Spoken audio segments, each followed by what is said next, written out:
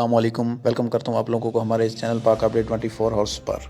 Corona virus نے دنیا کے سب سے طاقتور ملک امریکہ کو کیسے بے نقاب کیا؟ کرونا وائرس کے خوف سے کیسے امریکہ کو اپنی گرفت میں لیا ہوا ہے؟ امریکی شہریوں کی بڑی تعداد اس کرونا وائرس سے متاثر ہو چکی ہے۔ یہ دیکھ کر تعجب ہوتا ہے کہ دنیا کے سب سے طاقتور ملک اس کرونا وائرس کے علاج کی طاق ودو میں ہیں۔ اس وائرس کو کچھ عرصہ پہلے امریکہ کے صدر ڈونلڈ ٹرمپ نے محض ایک سیاسی افواہ قرار دیا تھا۔ یہ وہ ملک ہے جسے باہر سے دیکھنے والے ہر لحاظ سے ایک محفوظ جگہ تصور کرتے ہیں اور یہاں آ کر پرسکون کی زندگی گزارنے کی خواہش میں وہ اپنی زندگی کی بار کی جمع پونجی خطرے میں ڈال کر یہاں کا رخ کرتے ہیں۔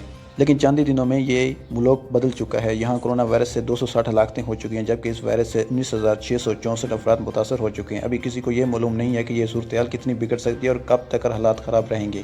امریکہ میں بہت سارے لوگ خوفزدہ ہیں کہ دنیا کی سب سے بڑی طاقت کیسے اندرونی طور پر کمزور ہو چکی ہے۔ یہ ملک ہے جو دنیا کے کسی کونے میں کچھ بھی ہو رہا ہو اس پر تبصرہ کرے بغیر نہیں رہ سکتا، اور اس کے رہنما اپنی طاقت کا مظاہرہ کرتے پیچھے نہیں ہٹتے۔ امریکہ کے وفاقی تحفظ صحت ایجنسی کے بیماریوں پر قابو پانے والے ادارے CDC کے مطابق ڈائریکٹر ٹام فریڈن نے یہ پیشن گوئی کی ہے کہ زیادہ خراب صورتحال میں جو کچھ دکھا رہے ہیں، امریکہ کی آدھی آبادی کووڈ-19 وائرس کی لپیٹ میں آ سکتی ہے اور 1 بلین سے زیادہ افراد اس سے ہلاکت ہو سکتے ہیں۔ امریکہ کی صورتحال وہاں تک پہنچ چکی ہے، اب یہ خبریں آ رہی ہیں کہ یہاں سے لوگ اپنی آبادی واپس جا رہے ہیں۔ امریکہ کی صورتحال یہاں تک پہنچ چکی ہے کہ اب یہ خبریں آ رہی ہیں کہ یہاں سے لوگ اپنی آبائی وطن واپسی جا رہے ہیں۔ ایک رپورٹ کے مطابق جن چینی والدین نے بڑے فخر سے اپنے بچوں کو تعلیم کے حصول کے لیے امریکہ اور یا لندن بھجوایا تھا، وہ انہیں ماسک اور سینیٹائزر بھیج رہے ہیں اور انہیں جلد سے جلد گھر واپس آنے کا کہہ رہے ہیں، جس پر تقریباً $25,000 کا خرچہ آ سکتا ہے۔